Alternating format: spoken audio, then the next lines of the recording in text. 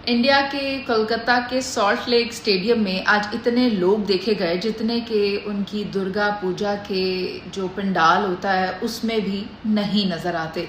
यानी जहाँ पर वो पूजा करने के लिए इकट्ठे होते हैं भगवान को देखने के लिए, वहाँ पर भी इतने लोग मौजूद नहीं होते जितने कि आज लियोनेल मेसी को देखने के लिए सॉल्ट लेक स्टेडियम में मौजूद थे।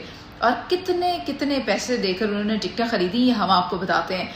4,500 इंडियन रुपीस से शुरू होते हुए जो मेसी का क्लियर व्यू देखने तक की टिकट थी वो 20,000 इंडियन रुपीस तक फ़रोख्त हुई है।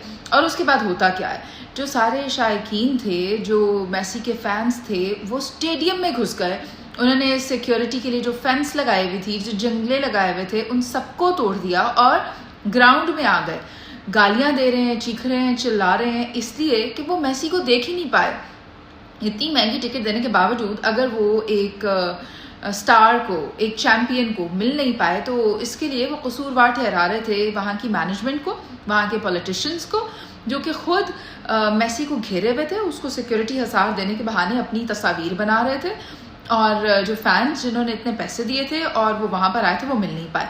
दूसरा ये कि शाहरुख खान ने भी कमिटमेंट की उनसे कि वो आएंगे स्टेडियम में, मगर हुआ क्या कि वर्चुअल अनवेलिंग हुई ना, जब मेसी के स्टैचू की 70 फीट उसका स्टैचू था, और जब उसकी वर्चुअल अनवेलिंग हो गई तो वहाँ पर शाहरुख और मेसी की हो गई मुलाकात। तो शाहरुख ने भी प्रेफर नहीं किया कि वो वहाँ जाते।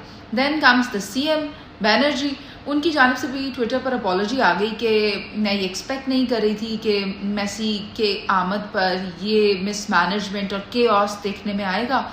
मैं खुद भी आ रही थी स्टेडियम, लेकिन मुझे पता चला कि वहाँ पर ये अजीब सी मछली मंडी सी बन गई है। So she didn't prefer to go over there, but that was all.